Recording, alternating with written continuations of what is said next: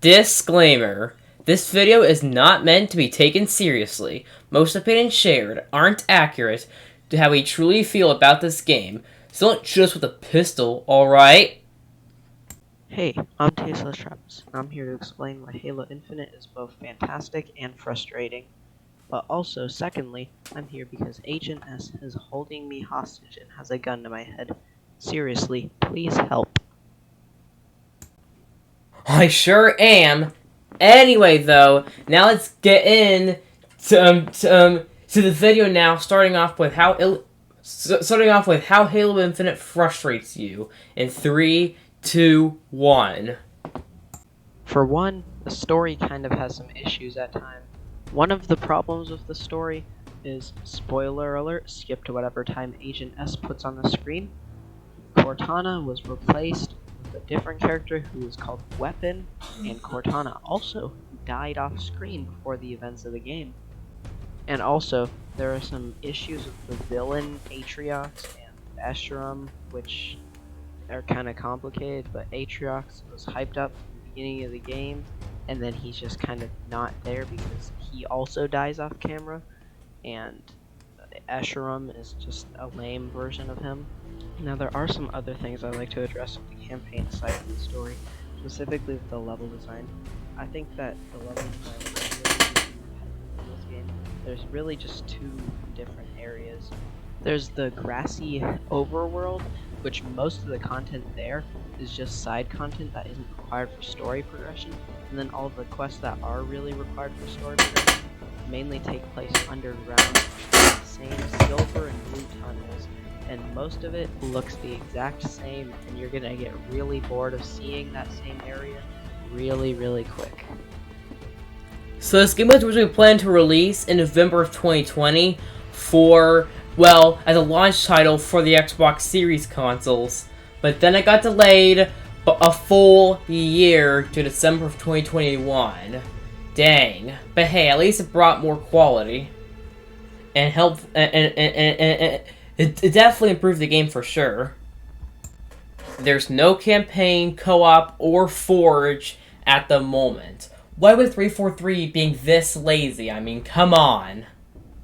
But there are also some negatives that come from the updated games as a service style, being that the game at launch felt pretty incomplete.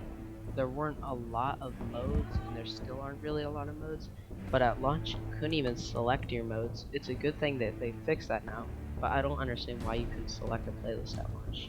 If you want to get new stuff for your character, you have to use microtransactions. What the heck? The progression system is honestly very messy, especially with the battle pass and the microtransaction system. Also, you can only get XP from challenges and not really playing the game, which is kind of annoying and forces you to grind the challenges frequently, even though a lot of them can be completed normal gameplay. But still, I'd rather just get XP from actually completing matches. Alright, so I give Halo Infinite at the moment a 9 out of 10.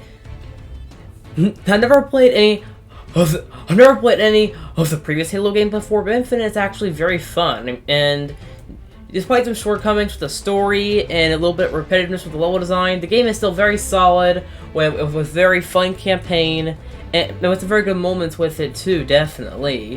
And the campaign did not disappoint at all, and for the multiplayer it's actually very solid too. And yeah, and it plays definitely great. I'm definitely glad that 343 is gonna update it for the next decade or so.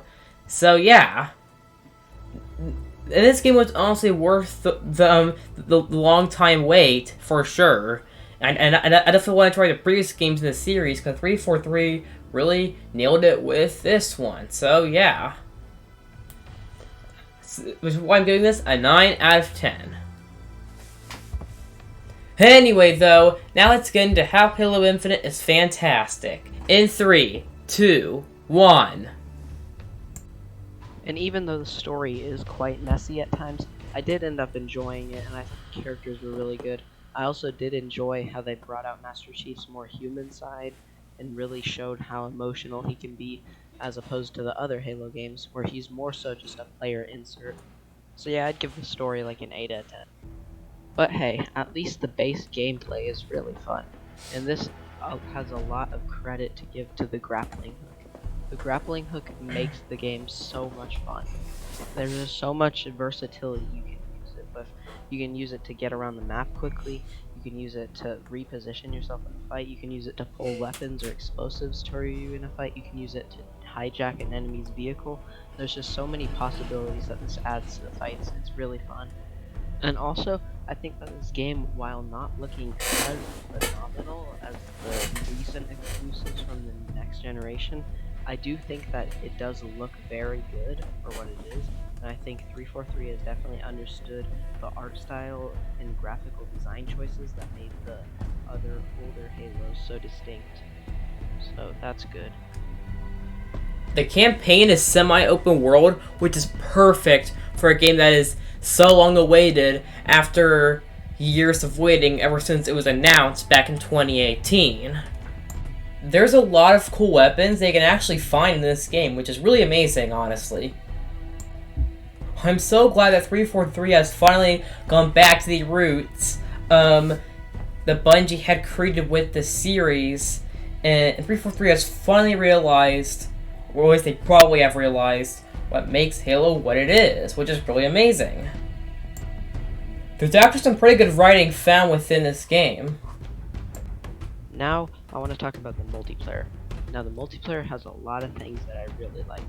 First of all, I think this is just overall peak Halo multiplayer, and it is by far my favorite Halo multiplayer. I mean, the other ones are pretty good, but this just is so much fun. I'm still hooked on it, I put so much time into it, and I can't see myself quitting it anytime soon. Another great thing about it is that 343 has said that they're going to be updating a lot in the future, and they've shown that with the recent events they've done. The multiplayer is free to play, which is actually great for this kind of game, honestly. All the maps have some great variety found within them, which is just absolutely perfect. All the vehicles are very fun to use.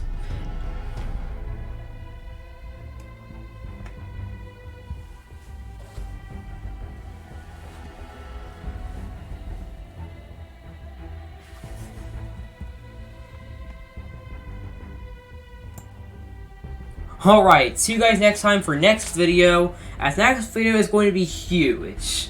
And it's going to be a big review of Tales of Arise that I promised in my top 10 games of all time remake. So yeah, hope you're excited for that, and I'll see you guys next time. Agent S out.